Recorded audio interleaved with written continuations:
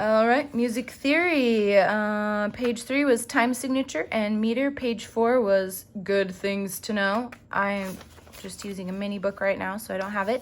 Page 5. Would you please make sure you label page 5 and page 6?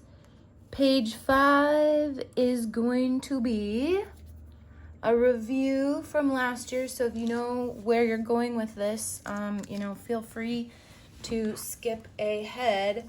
The musical staff. The musical staff. The musical staff is 5 lines, 4 spaces. Start at the bottom, count to the top. So we have line 1, line 2, and yes, you need to write this, line 3, line 4, line 5. No, you do not get to go get a ruler. You can do it. Just sketch them out. 5 lines. Do your best. Don't be too perfectionistic about it. So we have 5 lines. You know that I am talking about line 4 if I say line 4 because you can count up from the bottom to line 4. Doesn't matter which clef sign is there. We're just kind of learning our way around the staff right now. We do this on the floor staff. You should all remember from 4th, 5th, 6th grade. All right, or 7th grade. Some of us did it last year. So these are line notes. These are lines.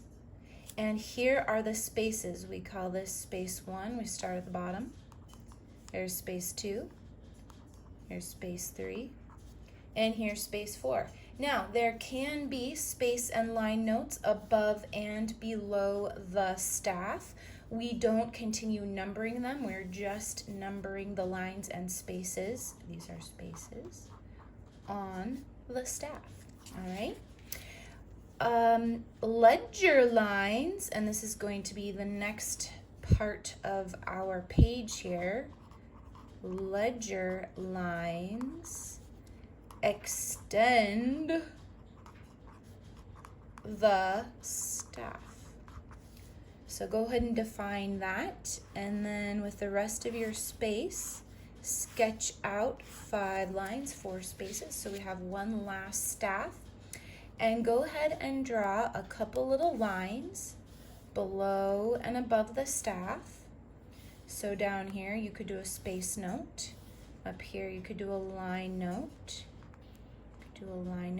And these ledger lines are spaced evenly, like you continue to space them out as if you were doing whole lines. It's just easier for our eyes to read. Music history, I should show you guys the video about this. It's totally fascinating. When music notation is the way we write down music, was originally started, Guido de Arezzo, kind of in the end of the medieval era, people started writing music down, and the lines were crazy. There were a whole bunch of lines, and it was very, very difficult to understand and read. So we reduced it down to 5 lines, and then we use ledger lines to extend the staff. So you do want to keep your spacing as even as possible. So go ahead and practice 6